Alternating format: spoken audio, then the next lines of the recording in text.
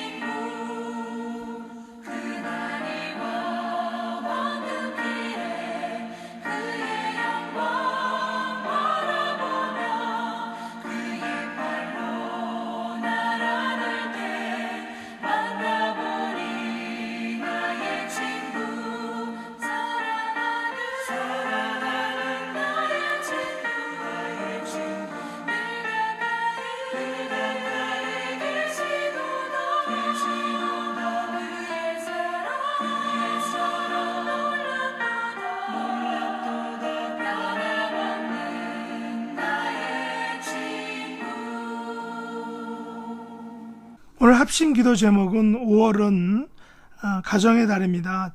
자녀 후손들을 아버지께 맡기오니 친히 붙드시고 인도해 달라고 다 같이 기도하겠습니다. 두 번째는 코로나19로 인하여 가정에서 지내는 시간이 많다 보니까 장점도 있지만 단점도 있다고 합니다. 서로 이해하며 돕고 인내하여서 가정 불화가 생기지 않도록 지혜를 달라고, 가정천국을 이루게 해달라고 합심으로 기도하고, 마지막 세 번째는 언약 공동체의 연약하신 분들을 강건케 해주시고 속히 일상과 교회 예배로 돌아갈 수 있도록 은총 내려달라고 마지막으로 기도하겠습니다. 찬송을 부르면서 이 세 가지를 위해서 합심으로 기도하는 게 좋겠습니다.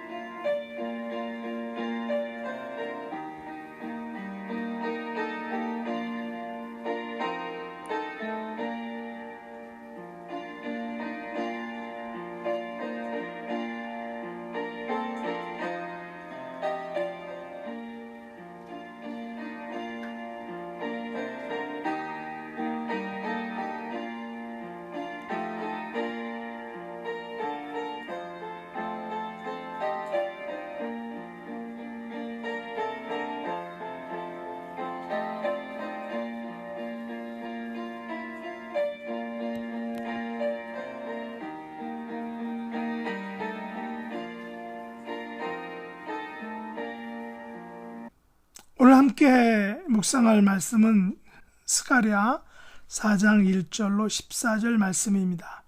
본문 전체를 다 읽지는 않고 본문 중에서 중심 구조를 읽고 또 말씀을 묵상하려고 합니다.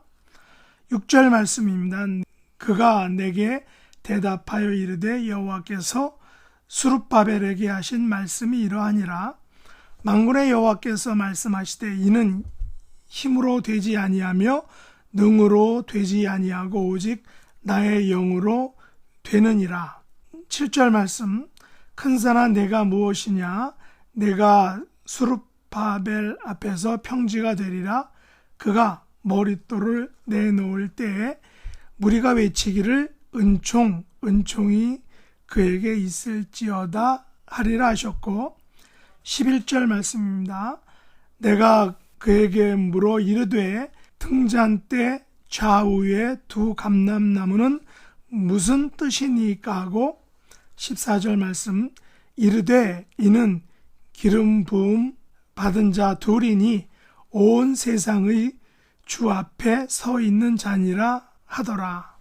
오늘 본문의 제목은 온 세상의 주 앞에 서 있는 자입니다.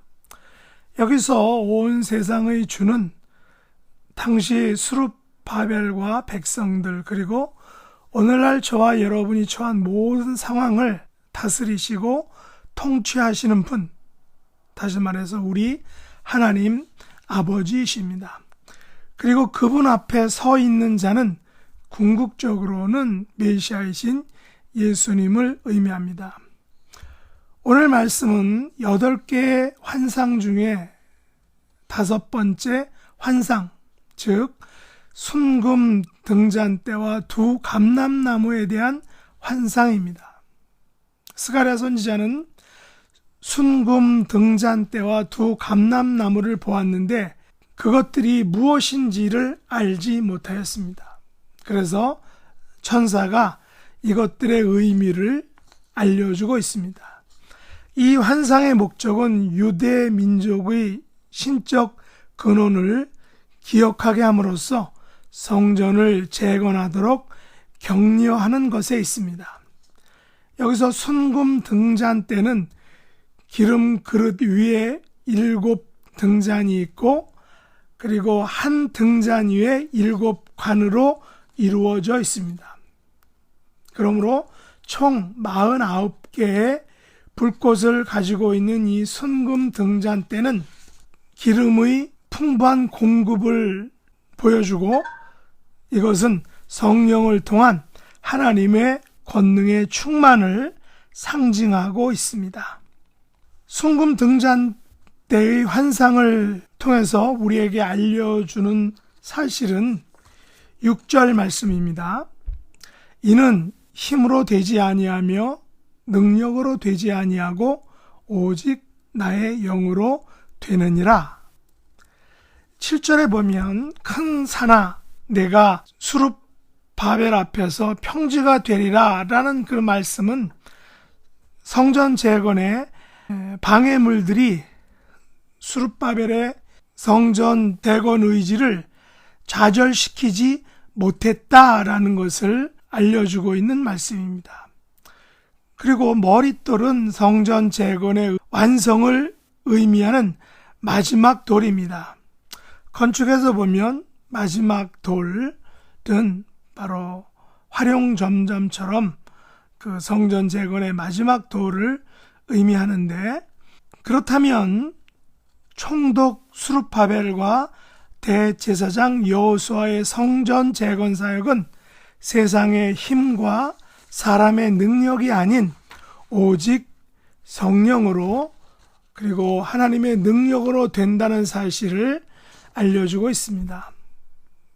그래서 성전이 완성되는 머릿돌을 놓을 때에 은총이 그에게 있을지어다 라고 이렇게 고백할 수밖에 없다는 사실입니다. 사실 솔로몬이 완성한 솔로몬 성전도 하나님께서 다윗에게 은총을 베푸셔서 모든 성전의 자재들을 오래전부터 준비시키셨습니다. 그리고 솔로몬이 그 자재들을 가지고 완성한 것이죠. 하지만 이 솔로몬 성전도 사실은 솔로몬이 아닌 하나님께서 지으셨다는 것입니다. 수룹바벨 성전도 마찬가지입니다. 총독 수룹바벨과 대제사장 여호수아가 지은 것이 아니라 바벨론 포로에서 귀환한 유대인들이 사마리아 사람들과 주변 여러 나라들의 모든 방해 공작에도 불구하고 성전을 재건할 수 있었던 것도 오직 성령 하나님께서 역사해 주셨기 때문이라는 것입니다. 물론 총독 수룹바벨과 대제사장 여호수아 그리고 느헤미야 같은 선지자가 성전 재건을 위해서 헌신하고 희생하고 열정을 다 쏟아부었습니다. 성경은 이들의 헌신과 봉사와 열정을 깎아내리지는 않습니다. 그럼에도 불구하고 오늘 본문 7절은 성전의 머릿돌을 놓을 때 은총이 그에게 있을지어다 라고 말합니다. 무슨 말일까요? 결국은 하나님께서 온 우주와 역사를 주관하신다는 사실입니다. 이 같은 사실은 두 감람나무 환성을 통해 확실하게 알 수 있습니다. 11절에 보시면 등잔대 좌우에 두 감람나무가 있습니다. 그리고 14절에 보시면 이는 기름 부음 받은 자 둘이니 온 세상의 주 앞에 서 있는 자라고 말합니다. 기름 부음 받은 자 둘, 즉 두 감람나무는 총독 수룹바벨과 대제사장 여호수아를 의미합니다. 이들은 각각 왕과 제사장을 대표합니다. 그렇다면 금 기름을 흘리는 두 금관 옆에 있는 감람나무 두 가지는 1차적으로는 총독 수룹바벨과 대제사장 여호수아를 의미하지만 궁극적으로는 왕직과 제사장직 모두를 가지셨던 메시아 예수 그리스도를 의미한다는 것입니다. 그렇다면 이 14절 말씀은 기름 부음 받은 자 둘과 온 세상의 주 앞에 서 있는 자는 모두 왕과 제사장으로 이 땅에 오신 메시아이신 예수 그리스도를 의미한다는 것입니다. 결론적으로 다섯 번째 환상인 이 순금 등잔대는 성전 재건은 힘과 능력이 아닌 오직 하나님의 영, 성령의 은총을 통해서만 완성된다는 것을 보여주고 있습니다.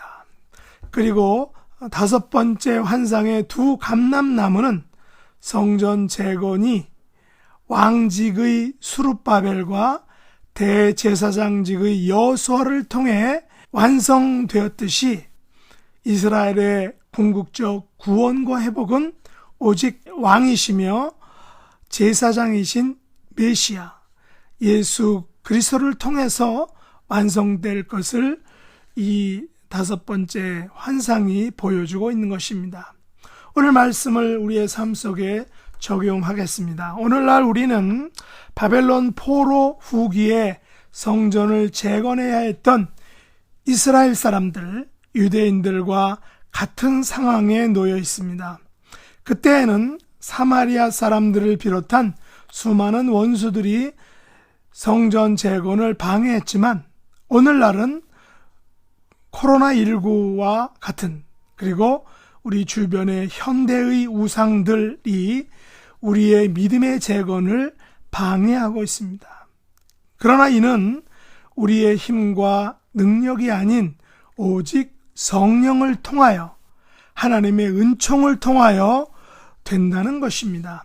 분명한 사실은 하나님께서는 총독 수룹바벨과 대제사장 여호수아를 통해 성전을 재건하셨듯이 우리의 구원과 회복은 왕과 제사장으로 기름 부음을 받으시고 온 세상의 주인이신 하나님 앞에 서 계신 우리 주 예수 그리스도를 통해 이루어질 것이다라는 것입니다. 스가랴 당시의 백성들은 이런 비전을 바라보았고 우리들은 이미 온 세상의 주 앞에 서 계신 예수 그리스도를 통하여 이미 이 비전을 가진 소유한 자들입니다. 우리 믿음의 재건을 힘이나 능력이 아닌 오직 성령을 통하여, 은총을 통하여, 그리고 온 세상의 주 앞에 심판자로 다시 재림하실 예수 그리스도를 통하여 이루어가는 저와 여러분이 되시기를 예수님의 이름으로 축복합니다. 기도하겠습니다. 하나님 아버지, 바벨론 포로에서 돌아온 이스라엘 백성들이 성전을 재건할 때 힘과 능력이 아닌 오직 성령으로, 은총으로 이루어 갔듯이 오늘날 저희들이 당한 믿음의 재건도 오직 성령 하나님을 통하여, 하나님의 은총을 통하여, 그리고 왕과 제사장이신 예수 그리스도, 재림의 주로 다시 오실 예수님으로 이루어가는 하나님의 존귀한 백성들이 되도록 축복하여 주시옵소서. 예수님의 이름으로 간절히 기도드리옵나이다. 아멘. 주기도문으로 마치겠습니다. 하늘에 계신 우리 아버지여, 이름이 거룩히 여김을 받으시오며 나라의 임하옵시며 뜻이 하늘에서 이룬 것 같이 땅에서도 이루어지이다.